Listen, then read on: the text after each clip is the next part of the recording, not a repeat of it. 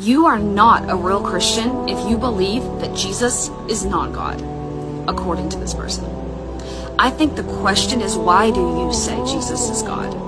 Jesus said explicitly, the only true God is the Father. Jesus says, I by myself can do nothing. Jesus says the Father is greater than himself. Jesus says that his God is one. And this is the most important belief.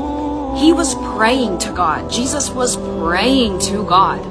I think you and I can agree that God does not have a God, and God does not pray to anyone, because he is the owner of infinite bounty. He is Allah. He is the owner of all things. So, I think it's clear that Jesus makes a distinction over and over again between himself and the Father.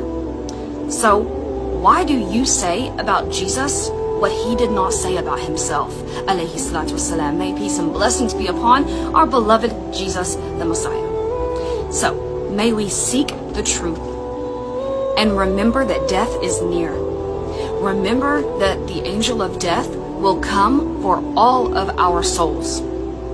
We ask God, make the truth clear to us and guide us to full submission before and at the time that our soul is removed from our bodies. Ameen.